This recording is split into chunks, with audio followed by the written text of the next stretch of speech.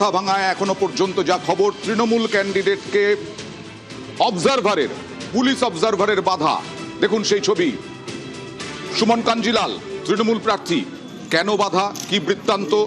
মহিলাদের লম্বা লাইন দেখতে পাচ্ছি, কেন্দ্রীয় বাহিনীর জওয়ানরাও রয়েছেন, অবজারভার রয়েছেন। আলিপুরদুয়ারের তৃণমূল প্রার্থী সুমন কাঞ্জিলাল, দেখুন কথাবার্তা কি হচ্ছে একটু শোনাই। नहीं मुझे पता है, खाली आप ऑब्जर्व करना है और आपके साथ कोई लोग नहीं रहना चाहिए प्लीज, मेरी रिक्वेस्ट।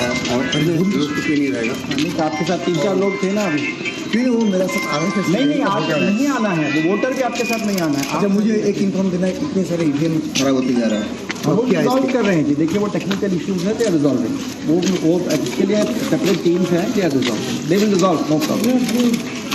ইভিএম নিয়ে নালিশ জানালেন সুমন কাঞ্জিলাল, আলিপুরদুয়ারের তৃণমূল প্রার্থী। কথা বলবো প্রতিনিধি রাজকুমারের সঙ্গে। রাজকুমার, কি হয়েছিল ঘটনাটা? দেখো অয়নদা, এই যে বুথের ঘটনাটি আমরা দেখাচ্ছি, যে ছবি দেখাচ্ছি, এইটি কিন্তু আলিপুরদুয়ার বিধানসভার যে তৃণমূল কংগ্রেস প্রার্থী সুমন কাঞ্জিলালের যে বাড়ি আলিপুরদুয়ার শহরের অরবিন্দনগর এলাকায়, এই অরবিন্দ বুথ অর্থাৎ তার যে নিজের বুথ, যে বুথে তিনি ভোটও দিয়েছেন, সেই বুথের ঘটনা।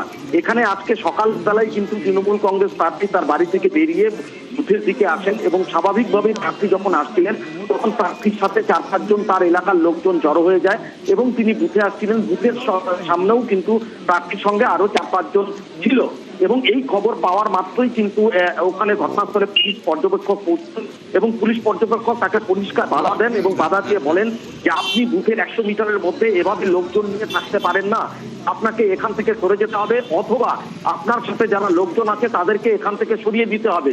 আপনি একা একমাত্র এখানে থাকতে পারবেন, ভোট দেবেন, ভোট দিয়ে চলে যাবেন, কিন্তু আপনার সঙ্গে যে লোকজন আছে এত লোক নিয়ে বুথের 100 মিটারের মধ্যে থাকা যাবে না। পরিষ্কার একাধিকবার এইভাবে কিন্তু প্রার্থীকে সতর্ক করেন, বাধা দেন পুলিশ পর্যবেক্ষক।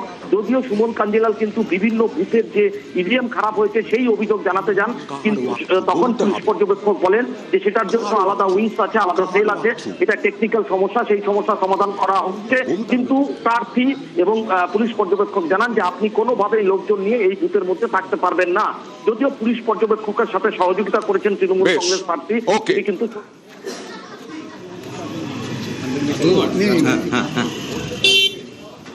আরেবার মুর্শিদাবাদে